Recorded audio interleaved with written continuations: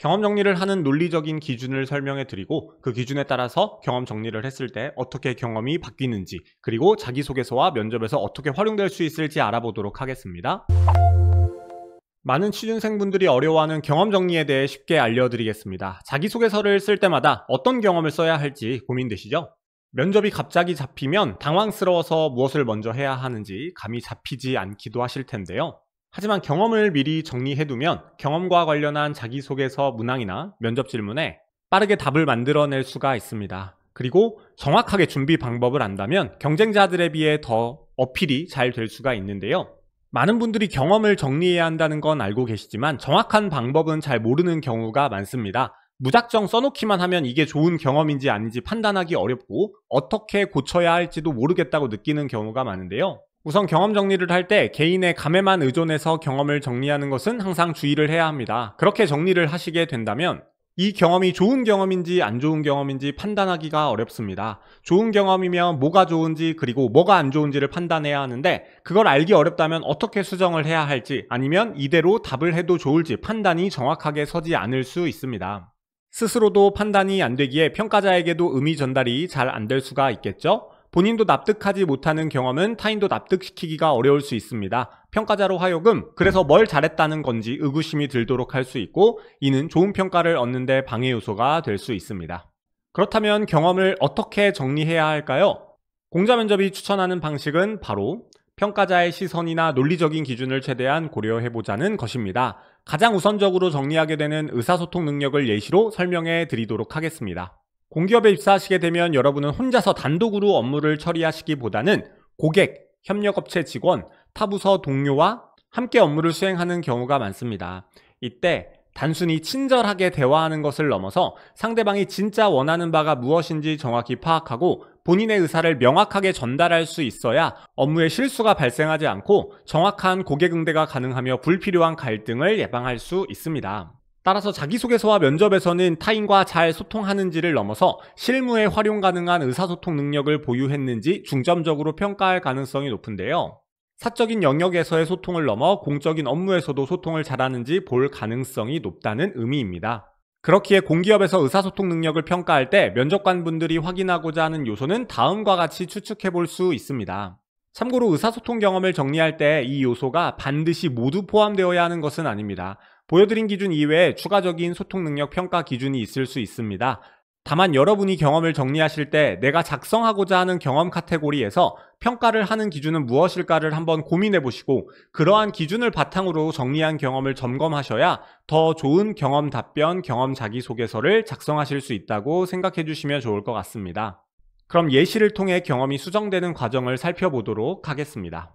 우선 기준 없이 정리된 일반적인 경험입니다. 일시정지 해놓으시고 한번 읽어보시기 바라고요. 문제점을 한번 살펴본다면 친절하게 응대, 정확한 정보 제공이라는 모호한 표현을 사용함으로써 평가자 입장에서 지원자가 어떤 노력을 했는지 명확하게 파악하기가 어렵습니다. 이렇게 되면 좋은 평가를 내릴 기준이 없기에 안 좋은 평가를 하거나 면접에서 면접관 분들이 추가적인 꼬리 질문을 하실 수가 있겠죠. 또한 구체적인 소통 방식이 드러나지 않습니다. 지원자가 어떤 방식으로 소통했는지 알 수 없기 때문에 의사소통 능력이 실제로 얼마나 뛰어난지 판단할 수가 없고 다른 지원자들과 차별화되지 않는 평범한 답변으로 인식될 가능성이 높아지겠죠. 마지막으로 누구나 할 수 있는 기본적인 응대 수준에 그치기 때문에 지원자만의 특별한 소통 능력을 어필하지 못하게 되어 면접관에게 강한 인상을 남기기 어렵고 경쟁력 있는 답변으로 비춰지지 않을 가능성이 높습니다. 그럼 이를 어떻게 개선할 수 있을까요? 우선 연령대에 따라 이해도와 관심사가 다르다는 것을 파악하여 소통의 대상인 고객의 특징을 정확히 인지하였고 이를 바탕으로 젊은 고객에게는 앱 사용법을 단계별로 안내하고 관련 링크를 문자로 발송하고 중장년층에게는 천천히 반복 설명하고 종이 안내문 우편 발송 서비스를 안내함으로써 고객의 특성에 맞게 안내를 하였죠. 또한 고객이 이해하기 어려울 수 있는 복잡한 요금제의 경우에는 고객별 사용 패턴을 물어본 후에 월 예상 요금을 계산해서 구체적 숫자로 설명했다는 것 또한 상대방의 특성을 반영한 구체적인 소통 방식으로 볼 수 있습니다. 그 결과 같은 내용으로 재문의하시는 고객이 크게 줄었고 정직원보다 더 응대 잘하는 직원이라는 평가까지 받으며 나의 소통을 위한 노력이 긍정적으로 이어졌다는 것을 볼 수 있습니다. 이를 명확하게 구분한다면 이렇게 세 가지라고 볼 수가 있습니다. 의사소통 경험을 정리하실 때 이 내용들을 참고하셔서 더 수정할 부분은 없는지, 추가할 내용은 없는지를 고민해 보시면 좋을 것 같습니다. 정리한 경험을 암기하여 토시 하나 틀리지 않고 그대로 적용할 수도 있지만, 질문에 맞게 약간 응용할 수 있다면 하나의 경험으로 답변할 수 있는 자기소개서 문항과 면접 질문이 매우 많아지겠죠. 앞에 정리한 내용을 가지고 자기소개서와 면접 답변에 활용한 사례 한번 참고해 보시면서 어떻게 응용하면 다양한 자기소개서 질문과 면접 질문의 답변으로 활용할 수 있는지를 한번 참고해 보시기 바랍니다. 실제 저의 이론 강의를 들은 수강생분의 사례도 말씀드려 보도록 하겠습니다. 경험을 수정하기 전에는 정확히 이해, 성실하게 수행이라는 다소 추상적인 표현 위주였고, 그러다 보니 어떤 방식으로 소통을 개선했는지 구체적 방법이 보이지 않았습니다. 일방적으로 지시를 받고 따르는 수동적 소통에 그쳤기에 좋은 경험이라고 보기는 어려웠는데요. 이 경험이 이렇게 바뀌었습니다. 피크타임 시 음료 제조와 계산 중 어떤 것을 우선해야 하는지, 대기 고객이 몇 명 이상일 때 매니저님과 역할을 바꿔야 하는지 등의 구체적인 질문으로 소통의 실수를 막고 매니저가 원하는 사항을 정확하게 파악하였습니다.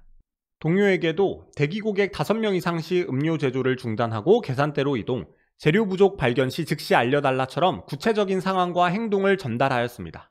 또한 매주 팀 미팅을 진행하여 소통을 개선하기 위한 노력이 일회성으로 그치지 않도록 행동하였고요.